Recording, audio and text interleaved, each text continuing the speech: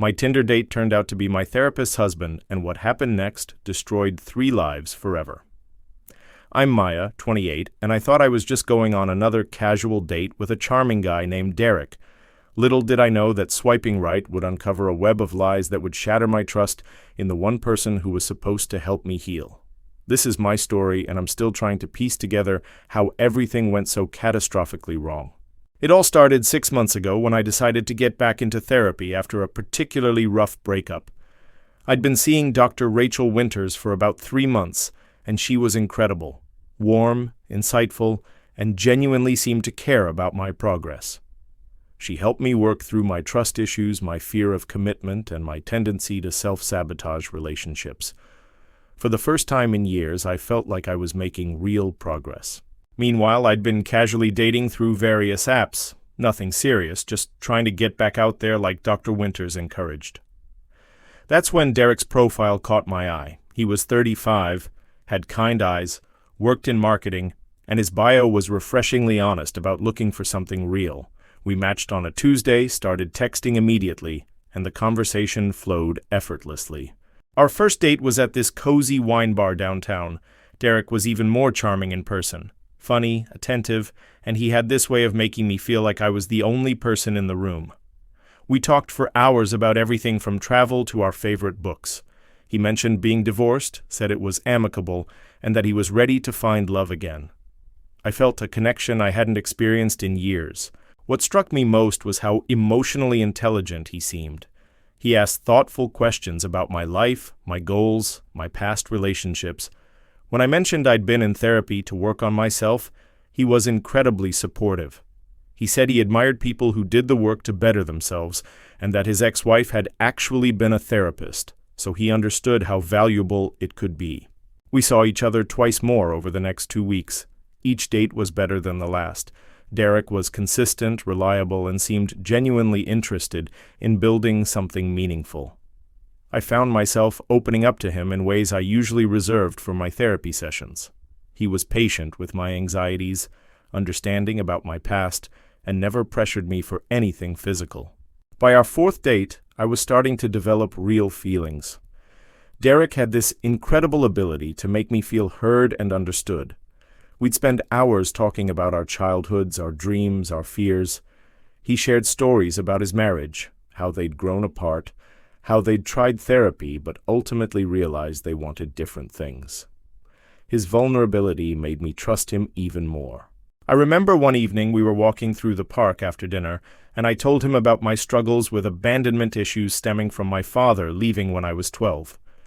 Derek stopped walking, turned to me, and said the most insightful thing about how childhood trauma can manifest in adult relationships. It was almost like talking to Dr. Winters, but with this romantic undertone that made my heart race. We started texting constantly. Good morning messages, random thoughts throughout the day, long conversations late into the night. He'd send me articles he thought I'd find interesting, recipes he wanted to cook for me, photos of sunsets that reminded him of our first date. I was falling for him, hard, and for the first time in my adult life, it felt healthy and right. But then small things started feeling off. During one of our conversations, Derek mentioned a restaurant that was Dr. Winters' favorite. She'd mentioned it in passing during a session when we were talking about self-care and treating ourselves. When I brought it up, Derek seemed surprised I knew about it, then quickly changed the subject. Another time, he used a phrase that Dr. Winters had used with me just days before, something about sitting with discomfort, in the exact same context. I brushed it off as coincidence, thinking maybe it was just common therapeutic language, but something felt strange about it. The weirdest incident happened when we were at his apartment for the first time. I was using his bathroom and noticed a prescription bottle on the counter with a woman's name, Rachel. When I casually asked about it later, Derek said it was his sister's medication that she'd left behind during a visit. The explanation seemed reasonable, but something about his delivery felt rehearsed. Everything came crashing down during what should have been a routine therapy session. I was telling Dr. Winters about Derek, how happy I was, how this felt different from my previous relationships. I described his apartment, mentioned some of the things we talked about, and shared how emotionally intelligent he seemed. Dr. Winter's expression gradually changed from professional interest to something I couldn't quite read. She started asking specific questions about his appearance, his job, his last name. My stomach began to drop with each question, though I couldn't understand why. Then she asked if his name was Derek Hamilton. The blood drained from my face. That was exactly his name, including the last name he'd told me just the night before when I asked about his background. Dr. Winters went completely pale, her professional composure cracking for the first time since I'd known her. "Maya," she said quietly, "Derek is my husband." The room felt like it was spinning. My therapist, the woman who'd been helping me work through my trust issues, my fear of intimacy, my relationship trauma, was married to the man I was falling in love with. The man who'd told me he was divorced. The man who'd been so understanding about therapy because his ex-wife was a therapist. Dr. Winter's hands were shaking as she tried to maintain her professional demeanor, but I could see the devastation in her eyes. She told me that Derek had been working late frequently, going on business trips, being distant and secretive. She'd suspected something, but had been trying to work on their marriage, believing they could get through whatever rough patch they were experiencing. I felt sick. Not just because I'd been lied to, but because I realized I'd been unknowingly participating in the destruction of my therapist's marriage. Every intimate detail I'd shared with Dr. Winters about my growing relationship had been about her own husband's betrayal. We sat in stunned silence for what felt like hours, but was probably only minutes. Finally, Dr. Winters said we needed to end our therapeutic relationship immediately due to the conflict of interest, but that she wanted to help me process this situation first.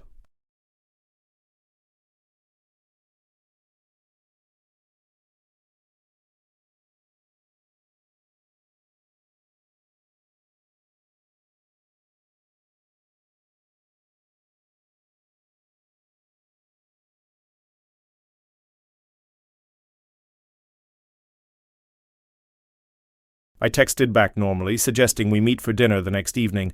I chose the restaurant, the same one Dr. Winters had mentioned as her favorite, the one Derek had mysteriously known about. I told him I had something important to discuss about our relationship.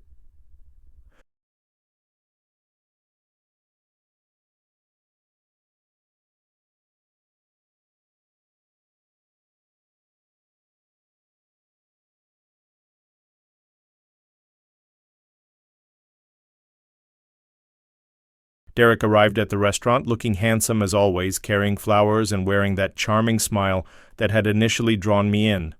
He seemed excited, probably thinking I was ready to take our relationship to the next level. He had no idea his world was about to implode. We ordered drinks and made small talk. Derek was being extra attentive, complimenting my dress, asking about my therapy session from the day before. The irony was so thick I could barely breathe. "Actually," I said, "I want to talk about my therapist, Dr. Rachel Winters. Do you know her?" Derek's face went completely white. His hand froze halfway to his wine glass, and I watched as the realization hit him that his carefully constructed lies were crumbling. Why would you ask me that?" he stammered. "Because she's your wife, Derek. Your wife, not your ex-wife." Derek's entire demeanor changed. The charming, vulnerable man I'd fallen for disappeared, replaced by someone cold and calculating. He didn't even try to deny it at first, just sat there staring at me with this expression of annoyance like I'd ruined his fun rather than exposed his betrayal. "How long have you known?" he asked flatly. "Does it matter? The question is, how long were you planning to keep lying to both of us?" That's when Dr. Winters walked into the restaurant. I'd texted her when Derek arrived, and she'd been waiting outside. The look on Derek's face when he saw his wife approach our table was something I'll never forget.